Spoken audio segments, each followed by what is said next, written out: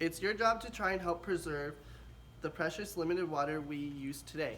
How often do you use the water that you have? When we think of our water, we think of it as being abundant.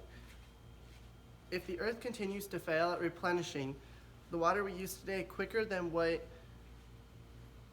it is replenishing it, we are going to run out soon. It's in our best interest to keep our water in our best known aquifer, which is the Ogallala Aquifer, preserved and clean. The state of Nebraska has allocated easy laws to follow, helping with water conservation and water pollution control to our many vast waterways and creeks. How do you treat water in your life on an everyday basis? What would you do if you were told that we were going to run out of water tomorrow? The next thing to do is think about how fast you are using the water we use. Think about how long it takes that water to be replenished back to the faucet you have got it out of.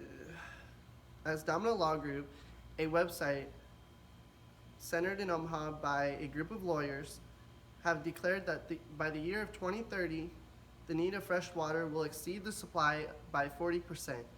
The state of Nebraska is in charge of restrictions of allowable waste and contaminants factories and industries are allowed to dump into our rivers and streams.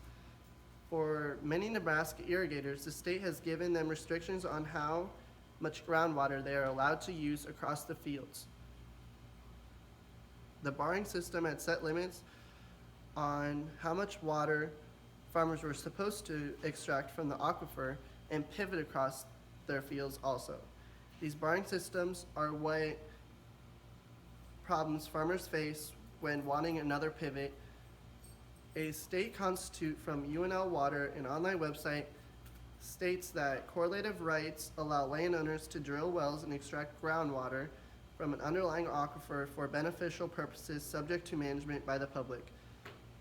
Also stated in the articles, the owner of each pivot needs to license their wells. Domino Law Group also states that the barring systems are in place to preserve our Ogallala Aquifer, which of course is being tapped into thousands of times greater than what is being restored.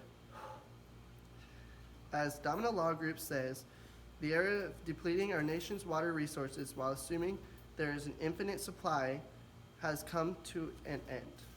Another enormous part of water shortage is coming from our pollution. The pollution our local factories emit end up polluting our rivers and streams. A.J. Lacades from the Lincoln Journal-Star, in his write-up on June 19, 2014, states that Nebraska has the 6th worst polluted waterways. Most of these pollutants are toxic chemicals emitted from our industries and factories. Lacades also states that in 2012, our industrial facilities had dumped more than 10 million pounds of toxins into our waterways. Another horrifying fact that is stated in the Journal-Star is that the level of nitrates in our drinking water are higher due to the pollution, which later can cause serious health issues with not only the people who drink the water, but also the our adolescents as well.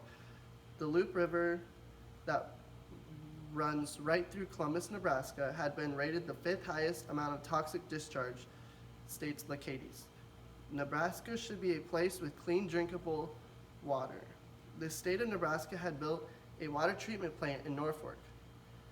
The plant serves to clean up 95% of pollutants out of the water it treats. Nebraska had set out to have more water purification plants and pollution control facilities set up throughout the state to help preserve and regenerate the water we overuse today. Intertwining the subjects of water conservation and pollution may seem like a mismatch. If water is polluted, how can we reuse it right away? Pollution is wasting away our fresh water day by day. Why can't humans take better care of a necessity that they need? Our water is very important, and if we can keep the percentage of waste down, we will more likely foresee a longer time of fresh water available to us and our surrounding communities in the future to come. Thank you.